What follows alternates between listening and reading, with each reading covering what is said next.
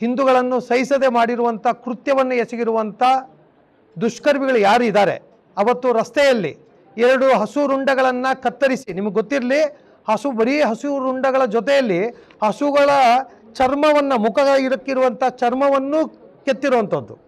ಆ ದುರ್ಘಟನೆ ನಡೆದಿರುವಂಥದ್ದು ಬಹಳ ನೋವಿನ ಸಂಗತಿ. ಬಳ್ಳಾರಿಯಲ್ಲಿ ಪ್ರತಿಭಟನೆಗೆ ಬಂದಾಗ ಎಲ್ಲರೂ ಕೂಡ ಹಿಂದೂ ಪರ ಸಂಘಟನೆಯವರು, ನಾವು ಎಲ್ಲರೂ ಸೇರ್ಕೊಂಡು ನೋಡಿದರೆ 2 ಹಸುಗಳ ರುಂಡಗಳನ್ನು ಯೂರಿಯಾ ಚೀಲದಲ್ಲಿ ಬಿಸಾಡಿದ್ದಾರೆ.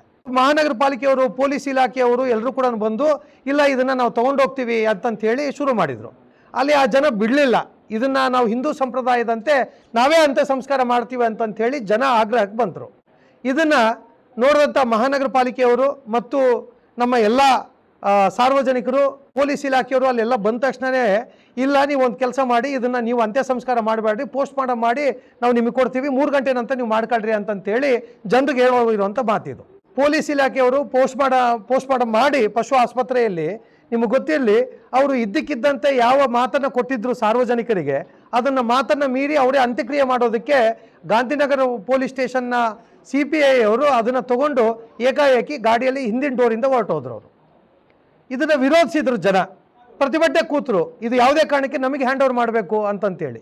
ದುರಂತ ಏನಂತಂತ ಹೇಳಿದರೆ, ಯಾರು ನಾವು ಪ್ರತಿಭಟನೆಗೆ ಜನ ಕೂತಿದ್ರು, ನಾವು ಕೂತಿದ್ವಿ, ನಿಮ್ಗೆ ಗೊತ್ತಿಲ್ಲ, ಜನರ ಜೊತೆಗೆ ನಾವು ನಿಂತಿದ್ವಿ, ಅಂಥ ಜನರ ಜೊತೆ ಮೇಲೆ BJPಯ ಕಾರ್ಯಕರ್ತರು ಮತ್ತು ಪರಿವಾರದ ಕಾರ್ಯಕರ್ತರ ಮೇಲೆ 11 ಜನರ ಮೇಲೆ ಕೇಸನ್ನು FIR ದಾಖಲು ಮಾಡಿದ್ದಾರೆ. ರಾತ್ರಿ ನಾವು ಹೇಳಿದ್ದೇನು, ಯಾರು ಕತ್ತರಿಸಿದ್ದಾರೆ, ಹಸುಗಳ ರುಂಡಗಳನ್ನು ಕತ್ತರಿಸಿದ್ದಾರೆ, ಅಂಥವ್ರನ್ನ ಹಿಡಿದು ಶಿಕ್ಷೆಗೊಳಗಾಗಿ ಅಂತೇಳಿ ನಾವು ಕೇಳಿದರೆ, ಅವ್ರು ಮಾಡಿದ್ದೇನಪ್ಪ ಅಂತಂತ ಹೇಳಿದ್ರೆ ನಮ್ಮ BJP ಅವ್ರ ಮೇಲೆ ಮಾಡಿದ್ದಾರೆ.